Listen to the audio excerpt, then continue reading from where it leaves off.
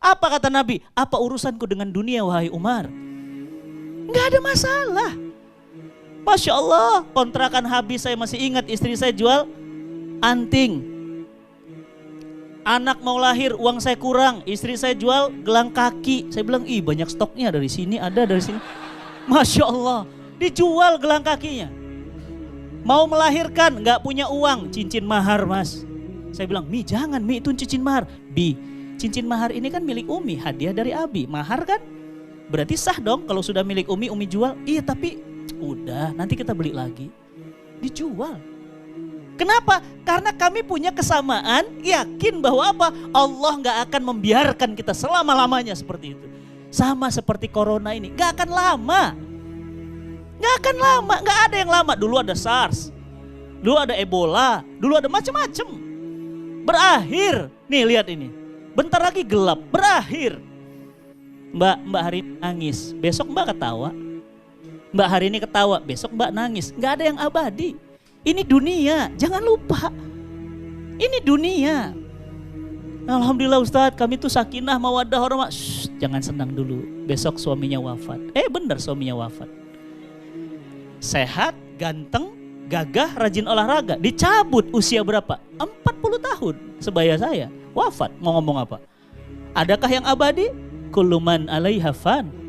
Semua yang hidup di dunia ini fana. Jadi kita ini sudut pandang, ingat ini catatan pertama, sudut pandang kita terhadap dunia beda sama mereka. Gak usah antum sama-samain, beda. Kita memandang dunia ini penjara, mereka memandang dunia ini surga. Makanya beda. Kemarin di Australia ya lagi ada namanya Mardi Gras. Mardi Gras itu adalah perayaan LGBT terbesar di dunia. Di Australia itu sekarang legal. Jadi orang Australia itu sekarang melegalisasi ya LGBT. Makanya kemarin ada pemain rugby mu'alaf ya langsung dikeluarkan dari main rugby. Kenapa? Karena pemain rugby ini bilang begini, kenapa ada kebakaran hutan terbesar di negara kita? Kenapa kita terbakar hutan dan semua negara membantu kita dan kita tidak bisa menyelesaikannya? Tuh kan cara pandangnya berbeda tuh. Apa kata dia? Karena kita sudah menghalalkan sesuatu yang Tuhan azab, Tuhan larang. Apa itu? LGBT. Itu cuma ngomong gitu mas, dikeluarin, nggak boleh main, ya nggak boleh main rugby lagi. Masya Allah. Ya. Jadi bayangin, mereka itu cara pandangnya beda. Mereka jadikan dunia ini surganya mereka. Bayangin hasrat seksual sepuasnya, mau sama binatang, mau sama pohon, mau sama laki-laki, mau sama perempuan. Kenapa? Memang di sini surga mereka. Kalau kita bukan di sini. Makanya nggak usah heran antum itu kalau seorang mukmin yang dikejar bukan di sini, di sana.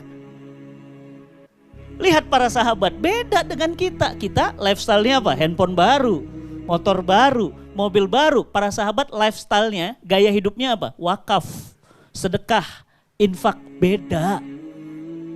Kenapa? Karena Nabi mencontohkan begitu selesai sholat. Pernah satu riwayat, Nabi itu selesai sholat. Assalamualaikum warahmatullah.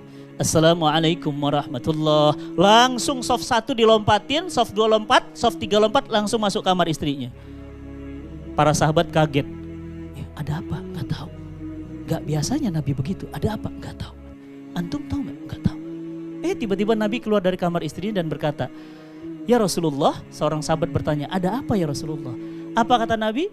Tersenyum wajah baginda kemudian mengatakan, ada emas di kamar istriku yang belum aku keluarkan sedekahnya. Bayangin Mbak. Berarti apa kesimpulannya?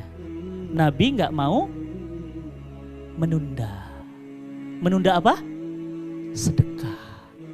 Segitunya Nabi. Keren banget ya. Makanya Nabi SAW itu luar biasa. Dia bukan hanya ngomong, tapi dia nyontohin.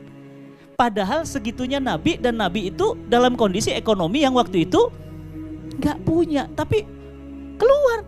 Para sahabat langsung nangis. Kenapa? Sebegitunya sedekah. Orang kekasih Allah dijamin masuk surga sampai begitu. Kalau kita gimana? Ya udah sholat aja dulu, zikir dulu. Emasnya gak lari kok. Ya gak? Kalau kita, ntar aja dulu lah bubar baru. Ini kan gitu. Nabi enggak zikir, enggak doa, langsung assalamualaikum warahmatullah, assalamualaikum warahmatullah, langsung lompat, plok, langsung. Nih, para sahabat bingung, ada apa? Ternyata apa? Sedekah. Beda ya. Beda, makanya seorang muslim itu cara pandang sama dunia tuh beda. Maka antum gak usah heran kalau ngelihat ada ulama ya yang dia hidupnya bersahaja ya. Ada ulama yang kemudian maaf dakwahnya itu tidak pernah minta ujroh, gak pernah menyusahkan jamaah. Ada ulama yang kemudian Masya Allah gak bisa dibayar oleh penguasa. Ada ulama yang dia rela kemudian ditahan dari bilik penjara. Bahkan di bilik penjara dia mengarang kitab-kitab agung. Siapa misalnya? Sayyid Qutb rahimahullah, pimpinan Ikhwanul Muslimin. Di penjara sama penguasa Mesir, di penjara keluar kitab Fi Dhilalil Quran. Bayangin 30 juz dari bilik penjara. Zaman itu gak ada internet, Mbak. Bayangin gimana dia nulis kitab, bisa bayangin bagaimana dia nulis kitab, kertas gak ada, laptop gak ada, memori gak ada, nulis 30 juz. Minta kertas. Jadi 30 juz. Dan akhirnya apa? Beliau kan syuhada di tiang gantung Gamal Abdul Nasir. Digantung. Kenapa? Karena beliau ingin syariat Islam tegak di kota Mesir dan seluruh dunia. Pimpinan Ikhwanul Muslimin. Beda kan? Pada saat mau dipenjara, pada saat mau dieksekusi ini, tembak mati, dia bilang apa? Izinkan aku mengucapkan 2 kalimat yang akan menyelamatkan aku dan kalian semuanya. La ilaha illallah Muhammad Rasulullah. Beda. Lihat Sumayyah. Ketika kemudian Abu Jahal, Abu Lahab mengancam akan dimasukkan bara dari mulutnya dan keluar dari duburnya. Bayangin ya, kalau kita bayangin ini ada tombak, ujungnya bara api, mau dimasukin dari mulut keluar ke dubur. Berarti apa? Disula. Ini masuk itu keluar mas, di sate. Ya, di kelata tuh digituin, set gitu. Bayangin itu bara api. Kan kalau kelata nggak sampai jadi merah bara begitu, ini merah bara masuk dari sini. Apa kata Sumayyah? La ilaha illallah Muhammadur Rasulullah. Wahai Sumayyah, kata Abu Jahal Abu Lahab, katakan lata manat hubal, la ilaha illallah Muhammad Rasulullah. Makanya kalau punya anak perempuan bagus dikasih nama Sumayyah. Ya, Sumayyah itu siapa? Wanita pertama yang darahnya menetes di kota Mekah. Perempuan loh mas. Antum gitu, ayo ucapkan lata manat hubal. Ya wis lata manat hubal. Puas. Beda level. Beda level. Sumayyah gak mau. Padahal kan boleh aja mulut beda dengan hati. Sama seperti yang dilakukan oleh Yasir anaknya. Kalau Yasir anaknya laki-laki padahal ditanya. Yasir kamu lihat ibumu tadi? Lihat. Besi itu masuk dari mulutnya. Oh Yasir udah nangis gak karu-karuan. Bagaimana engkau Yasir? Apa kata Yasir? Lata manat hubbal. Ya Allah laki-laki. Tapi jangan salah, itu jadi kisah. Kenapa? Yasir akhirnya dibebaskan dan mengadu menangis di kaki Nabi SAW. Dan Nabi bertanya, wahai Yasir bagaimana dalam keadaan hatimu? Hatimu dalam keadaan beriman ya Rasulullah. Hanya lisanku mengatakan kalimat yang merugikanku dunia dan akhirat. Apa kata Nabi? Masya Allah, jika mereka melakukan itu lagi, lakukanlah. Itu jadi dalil. Apa dalilnya? Kalau antum terancam nyawa, antum boleh melakukan yang haram. Kenapa? Karena terancam nyawa. Kalau nggak terancam nyawa, nggak bisa melakukan itu. Ya kan? Misalnya apa? Diancam murtad, dikasih Indomie 1 box.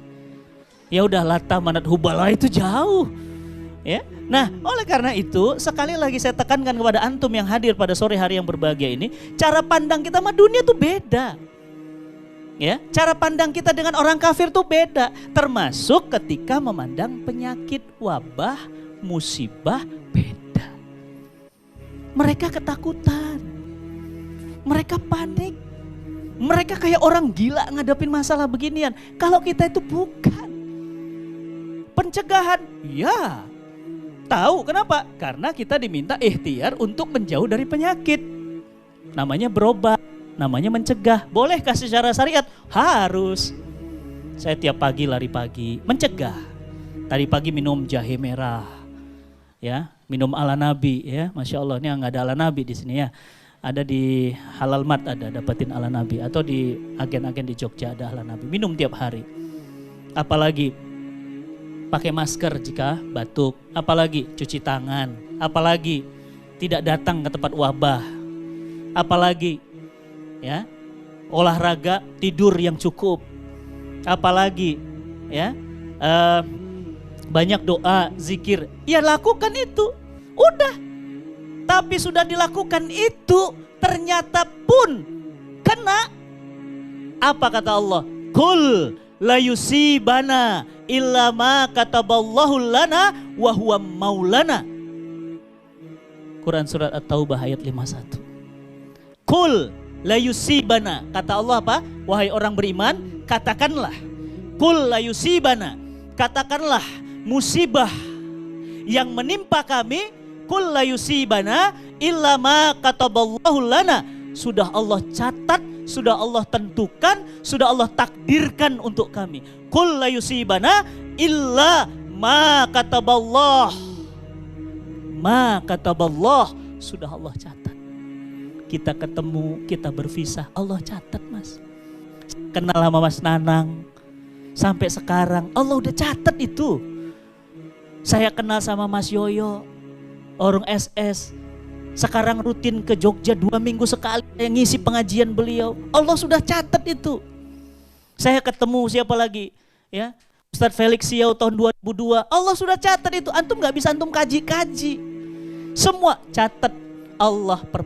Pertemuan, perpisahan, hidup, mati, rezeki, pernikahan, gagal. Semua Allah udah catat semuanya di Lauhul Mahfudz. Antum gak bisa lari.